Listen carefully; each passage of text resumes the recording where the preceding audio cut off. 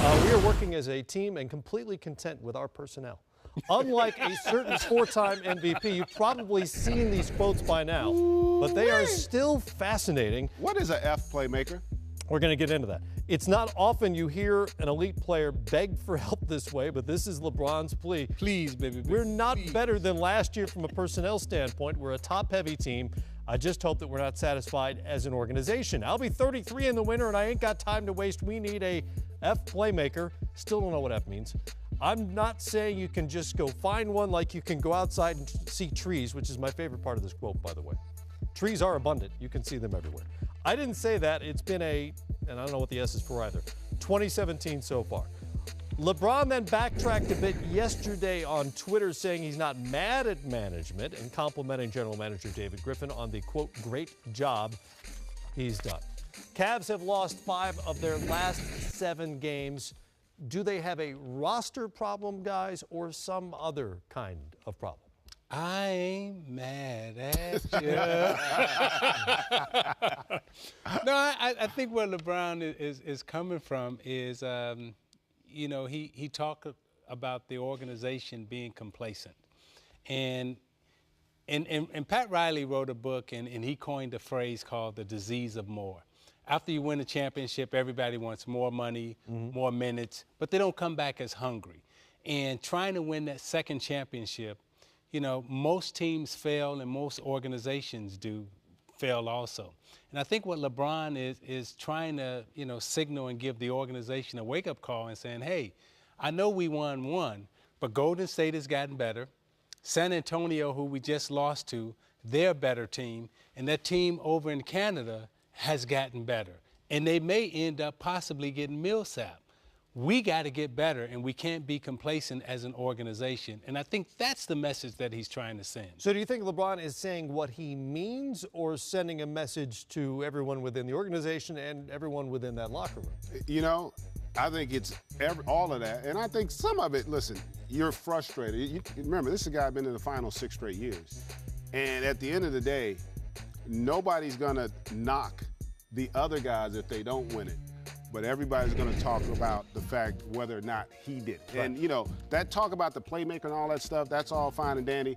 But let me think. The last 3 losses, 126 to Golden State, 124 to New Orleans, and then 118 yeah.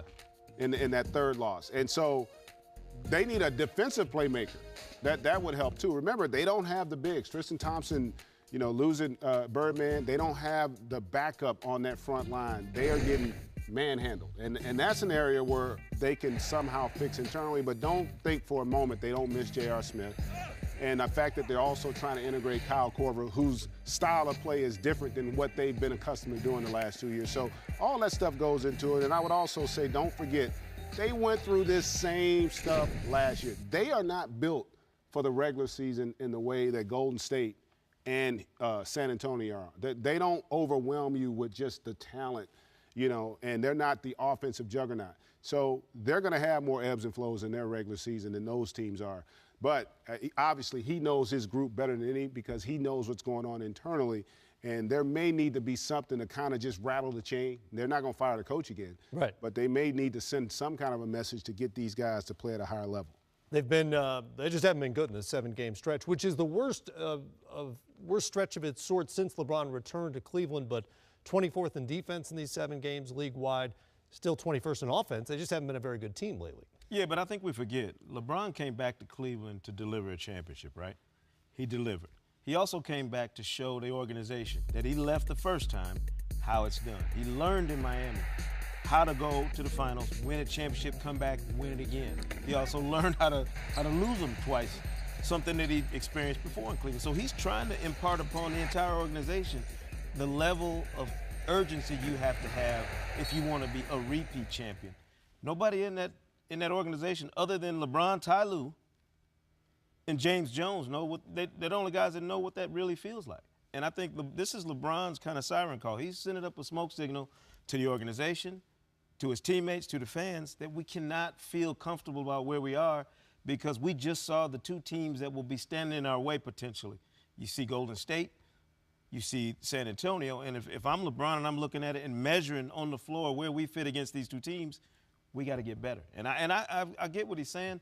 I know he always gets agitated this time of year and starts subtweeting and, you know, yeah, you know, and start scaring everybody with, you know, with these cryptic comments after games. But this, to me, is LeBron setting off the flare that, hey, the championship celebration, the parade is over. We got to get back to the business of trying to win this thing again, and it's going to take a better effort all around. Front office, everybody.